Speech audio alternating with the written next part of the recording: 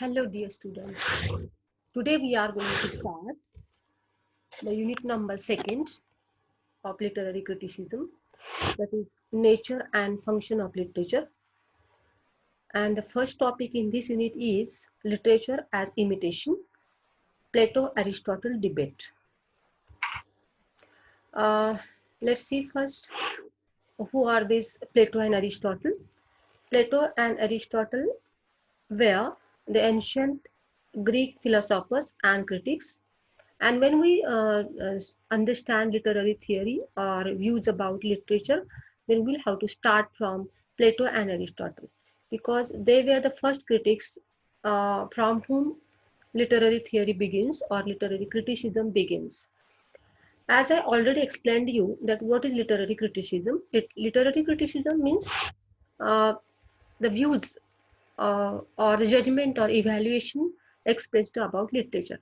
And literary theory means the views about literature, that is nature and function about literature.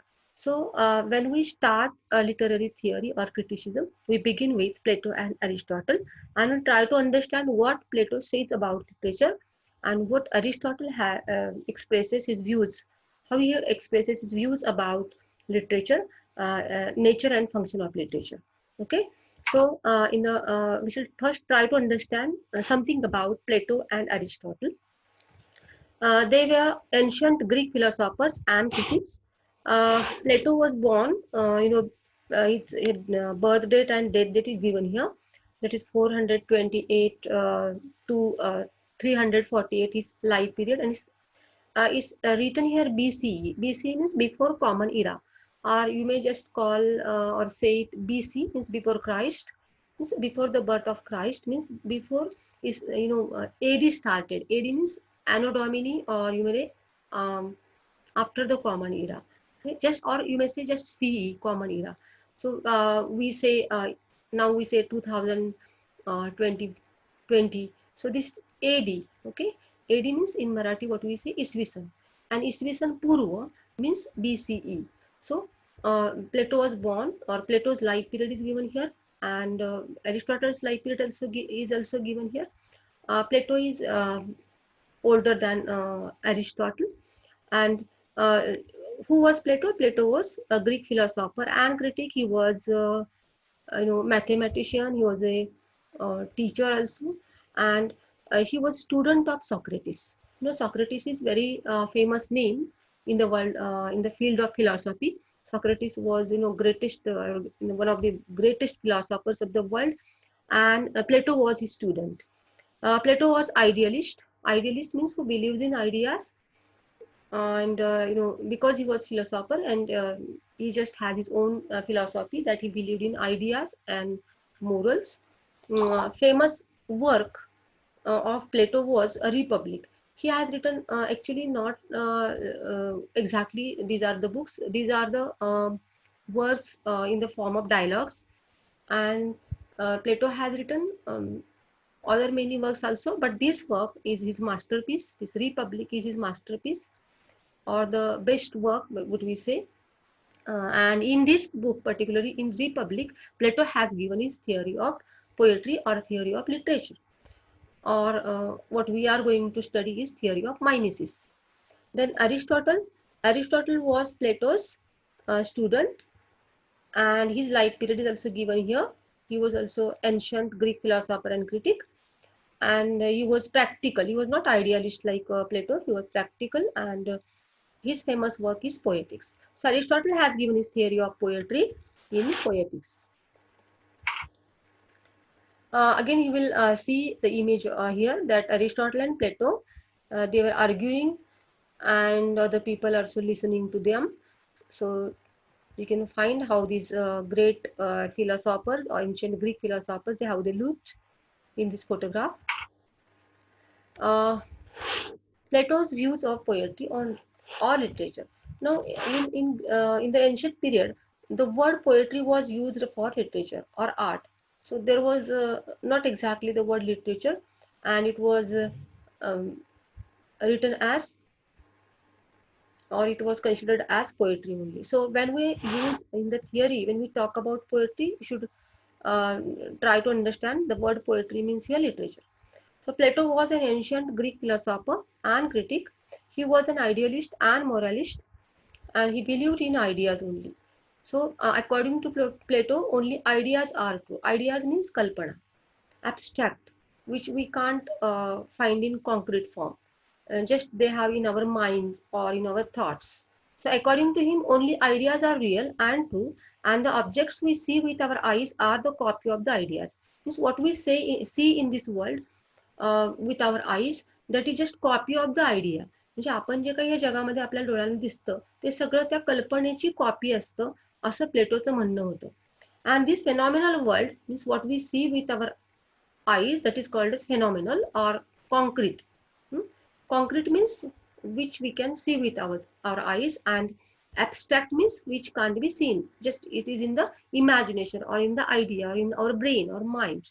Okay, this phenomenal world is the copy of the idea in the mind of the God. So God created this world, but as per his idea means first idea came in his mind and then this world came into existence. So idea came first and then came the world. So Plato says that idea is original and everything that is created in this world is the copy of that idea or the imitation of that idea.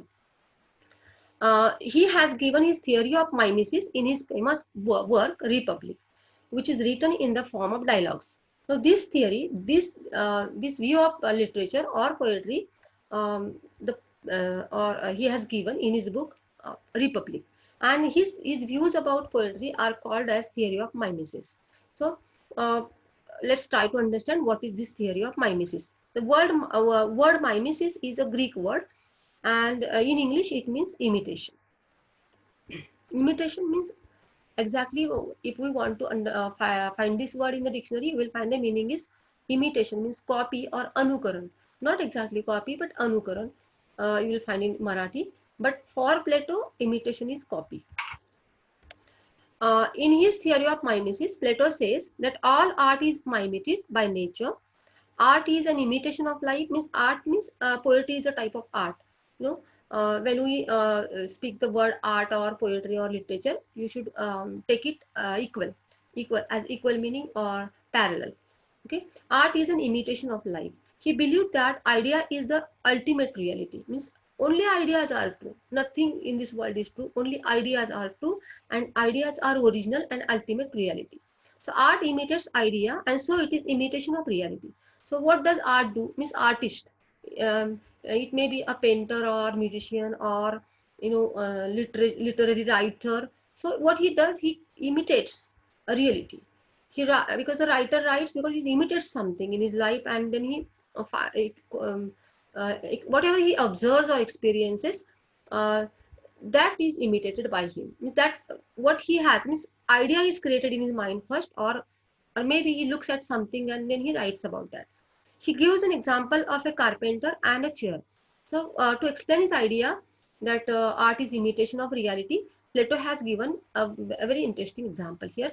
The idea of chair first came in the mind of the carpenter. He says when carpenter makes a chair, what happens? The idea of the chair comes in his mind. Means what type of chair he wants to make. The idea comes in his mind first, and then he gives physical shape to his idea out of wood and created a chair. Then what he does? He uses wood or metal, maybe whatever it may be, medium.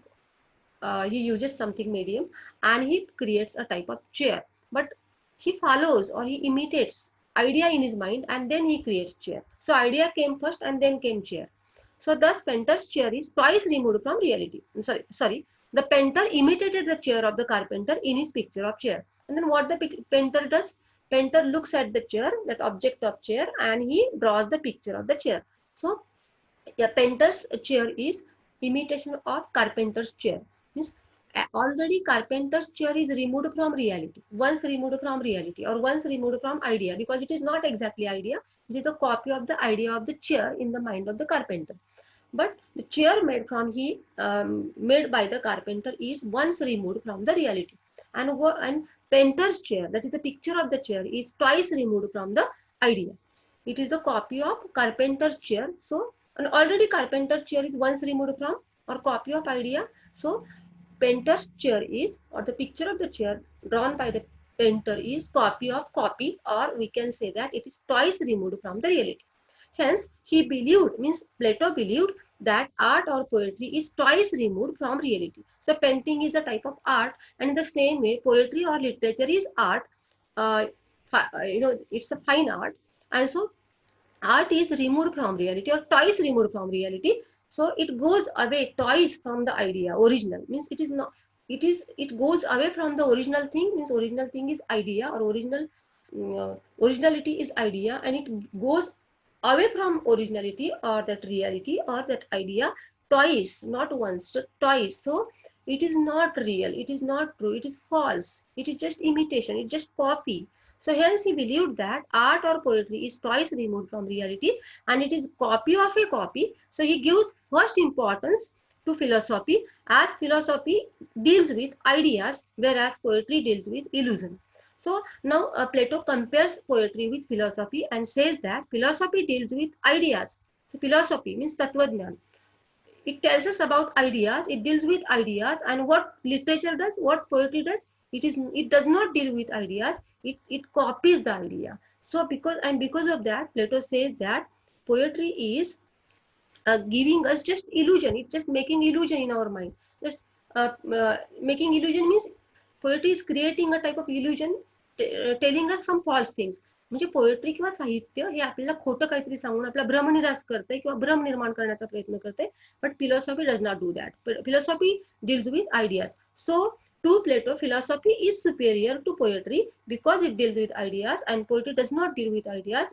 Poetry is copy of ideas, and that's why philosophy is superior to poetry. So Plato rejected poetry as it is mimetic in nature on the moral and philosophical grounds.